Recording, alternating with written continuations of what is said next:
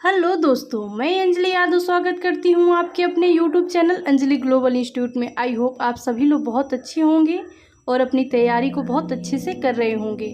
कहा जाता है हौसला ना छोड़ कर सामना जहान का, हौसला ना छोड़ कर सामना जहान का, बदल रहा है देख रंग आसमान का।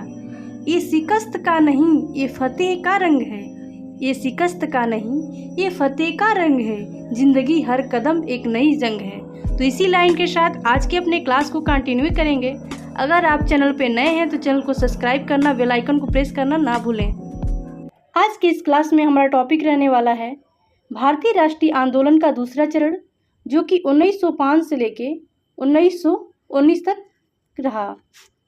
तो इसके अंतर्गत आप देखेंगे कि स्वतंत्रता संघर्ष के जो ये दूसरा चरण था उसमें देखेंगे कि एक और उग्रवादी तथा दूसरी ओर क्रांतिकारी आंदोलन चलाया गया और दोनों का जो उद्देश्य है वो सेम ही है। क्या है? तो ब्रिटिश राज्य से मुक्ति एवं पूर्ण स्वराज की प्राप्ति था।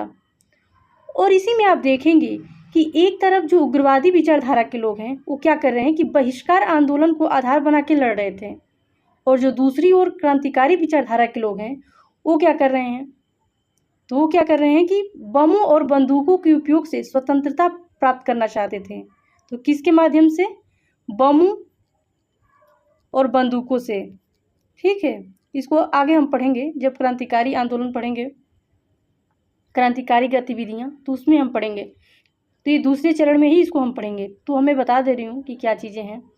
और आगे आप देखेंगे इसी क्रम में कि जहाँ एक और उग्रवादी शांतिपूर्ण सक्रिय राजनीतिक आंदोलन में विश्वास करते थे, वहीं जो क्रांतिकारी जो हैं वो अंग्रेजों को भारत से भगाने में शक्ति एवं हिंसा के उपयोग में विश्वास करते थे। जो क्रांतिकारी हैं वो भारत से अंग्रेजों को भगाने के लिए वो शक्ति एवं हिंसा, शक्ति का और हिंसा का उपयोग में विश्वास करते हैं। तो ये सब बातें ध्यान रखिएगा आप। उग्रवादी विचारधारा के लोगों का उदय कैसे हुआ, तो उसको हम देख लेते हैं। क्या बैकग्राउंड था, तो समझते हैं।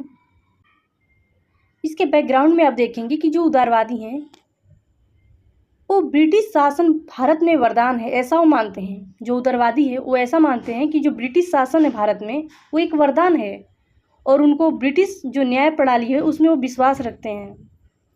और सबसे ज़्यादा ये पढ़े लिखे थे। तो सबसे ज़्यादा पढ़े लिखे कौन थे? तो उदारवादी जो थे। और सबसे बड़ी बात ये है, इसमें चौथा पॉइंट है कि ये जो है आम जन में विश्वास नहीं करते थे। जो आम जनता है उनमें इनको विश्वास नहीं था, और इस वजह से क्या करते हैं कि इनका जो आंदोलन था वो शहरों तक ही सीमित था। मतलब कह सकते हैं कि उदारवादी गांव तक नहीं पहुंच पाए और अपना विचार गांव तक नहीं पहुंचा पाए। तो ये सब बातें आप ध्यान रखिएगा। और जब ये सब चीज़ें जो थीं, उदारवादी जो ऐसा सोचते थे, इससे जो उग्रवादी थे वो संतुष्ट नहीं थे, वो इन सब चीज़ों में विश्वास नहीं करते थे। तो उदारवादी के जो नेता थे उनमें कौन कौन थे उनको हम देख लेते हैं। तो लाल, बाल, पाल, तो इनको तो आप जानते ही होंगे। लाल मतलब लाला लाजपत राय, बाल मतलब बाल गंगाधर तिलक, पाल मतलब बिपिन चंद्र पाल, और अरविंद घोष। इन चारों लोग जो हैं ये उग्रवादी विचारधारा से प्रभावित हैं। और आप देखेंगे कि जो उग्रवादी हैं वो ब्रिटिश रूल के रियल फॉर्म को पहचान सकें, और उन्होंने कहा कि स्वयं के प्रयत्नों से आज़ादी की बात की। तो स्वयं के प्रयत्नों से आज़ादी की बात किसने की? तो उग्रवादी विचारधारा के लोगों ने, यानी कि लाला लाजपत राय, बाल गंगाधर तिलक, बिपिन चंद्र पाल, अरविंद घोष ने। अब इसी सेंस में आप देखेंगे कि अरविंद घोष ने क्या कहा। तो अरविंद घोष ने कहा स्वतंत्रता हमारे जीवन का श्वास है। तो ये चीज़ें आप ध्यान रखिएगा कि किसने कहा, पूछा जा सकता है। अरविंद घोष ने कहा। और तिलक का तो पता ही है आप लोगों का, इन्होंने कहा स्वराज हमारा जन्मसिद्ध अधिकार है और हम इसे लेकर रहेंगे। ये सब बातें ध्यान रखिएगा आप। अब आगे हम देख लेते हैं कि जो उदारवादी हैं और जो उग्रवादी हैं उनमें क्या अंतर था, उनकी विचारधारा में क्या अंतर था। तो जो उदारवादी हैं वो स्वशासन की बात कर रहे हैं, और आप देखेंगे कि जो उग्रवादी है वह स्वराज, उन्होंने अपना लक्ष्य स्वराज रखा। मैंने शुरू में ही बताया था, जो भारतीय राष्ट्रीय आंदोलन का पहला चरण जिसमें कि उदारवादी यानी कि नरम दल, उन्होंने अपना लक्ष्य क्या रखा? तो स्वशासन रखा। और उदारवादी जो कि दूसरा चरण था उन्होंने अपना लक्ष्य जो है स्वराज रखा। साथ ही हमने देखा कि जो उदारवादी हैं वो 3P मॉडल पर विश्वास था उनको, और जो उदारवादी हैं उनको हम देखेंगे कि जो उनका विरोध करने का माध्यम था निष्क्रिय प्रतिरोध का सिद्धांत, यानी कि धरना, प्रदर्शन, बहिष्कार। उग्रवादी हैं वो धरना, प्रदर्शन, बहिष्कार इन सब बातों में बिलीव करते थे, ये सब काम करते थे। तो इस तरह से क्या होता था कि नेशनलिज्म जो है बढ़ता था। देखेंगे कि जो उदारवादी हैं वो प्रार्थना कर रहे हैं, प्रार्थना करने में विश्वास है उनको, और जो उग्रवादी हैं वो धरना कर रहे हैं। तो आप ये सोचिए कि जो आम जनता है वो किसका साथ देगी, धरना करने में साथ देगी या प्रार्थना करने में? तो इसका जायज़ ही बात है, इसका आंसर होगा धरना करने में। तो इस तरह से आप कह सकते हैं कि उग्रवादियों ने किया, आम जनता तक पहुंचाया, यानी कि इस आंदोलन को जनता तक पहुंचाने का काम किसने किया? तो इसका आंसर क्या हो सकता है? तो इसका आंसर हो सकता है उग्रवादियों ने किया। तो ये सब बातें आप ध्यान रखिएगा। आई होप आपको समझ आया होगा कि उदारवादी और उग्रवादी विचारधारा क्या है। अब हम देख लेते हैं सूरत विभाजन। सूरत विभाजन क्या था? तो विचारधारा अलग, कॉन्फ्लिक्ट। तो देखेंगे आप कि एक तरफ जो उदारवादी हैं और एक तरफ उग्रवादी हैं। तो जो उग्रवादी हैं वो जो है आम जनता के बीच पॉपुलर हैं।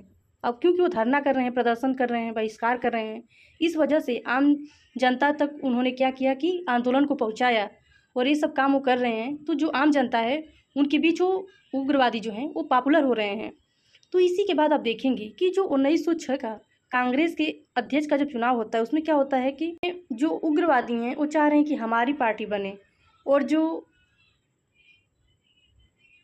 उदारवादी है वो चाह रहे हैं कि हमारी पार्टी बने।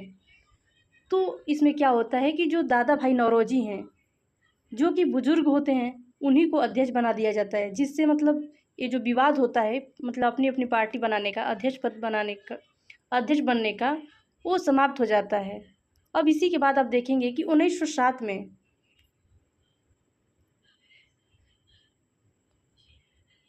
फिर 1907 में यही कंडीशन आ रही है कि उग्रवादी अपनी पार्टी बनाना चाह रहे हैं और उदारवादी अपनी पार्टी बनाना चाह रहे हैं। तो उस समय क्या होता है कि जब उदारवादी उग्रवादी की बात नहीं सुन रहे हैं, 1907 की ये बात चल रही है, इसमें क्या होता है कि 1907 में जो उग्रवादी हैं उनकी तरफ से लाला लाजपत राय और जो उदारवादी हैं उनकी तरफ से रास बिहारी घोष, मतलब दोनों अध्यक्ष पद के लिए खड़े होते हैं। और इस संदर्भ में क्या होता है कि जो रास बिहारी हैं जो कि एक उदारवादी विचारधारा के अध्यक्ष बन गए। तो इससे क्या होता है कि जो कांग्रेस है उसका विभाजन हो जाता है, यानी उग्रवादी हैं और एक तरफ उदारवादी हैं, इन दोनों का विभाजन हो जाता है। तो यही जो है सूरत विभाजन होता है। तो आप देखेंगे कि इस तरह से क्या होता है, नेशनलिज्म यानी कि जो राष्ट्रवाद है वो कमज़ोर हो जाता है। अब राष्ट्रवाद कमज़ोर कब होगा? जब कम्युनलिज्म यानी कि संप्रदायवाद बढ़ेगा। ठीक है, जब संप्रदायवाद बढ़ेगा तो नेशनलिज्म कम होगा, यानी कि राष्ट्रवाद कम होगा। तो ये सब बातें आप ध्यान रखिएगा। आई होप आपको समझ आया होगा। सूरत अधिवेशन 1907 में रास बिहारी घोष जो हैं ये अध्यक्ष चुने जा रहे हैं, जिसकी वजह से जो उदारवादी और उग्रवादी विचारधारा के लोग हैं कांग्रेस में उनका विभाजन हो जाता है। इसी को सूरत विभाजन कहते हैं। और इस तरह से क्या होता है कि नेशनलिज्म कम हो जाता है, कमज़ोर हो जाता है। और एक पॉइंट बहुत इंपॉर्टेंट है, इसे आप ध्यान रखिएगा। सूरत अधिवेशन में ब्रिटिश पत्रकार कौन था? तो H.W. नेविंसन। तो ये बातें इंपॉर्टेंट है, इसे ध्यान रखिएगा। अब अगली जब क्लास होगी तो उसमें हम पढ़ेंगे क्रांतिकारी गतिविधियाँ। तो मिलते हैं अपने आगे आने वाली क्लास में। आपको ये क्लास कैसी लगी आप मुझे कमेंट बॉक्स में ज़रूर बताइएगा। अगर क्लास अच्छी लगी हो तो एक लाइक ज़रूर करें। अगर आप चैनल पे नए हैं तो चैनल को सब्सक्राइब करना और बेल आइकन को प्रेस करना ना भूलें, जिससे आगे आने वाली कोई भी नोटिफिकेशन आप तक सबसे पहले पहुँचे। तो हमसे जुड़े रहने के लिए आप सभी लोगों का बहुत बहुत धन्यवाद।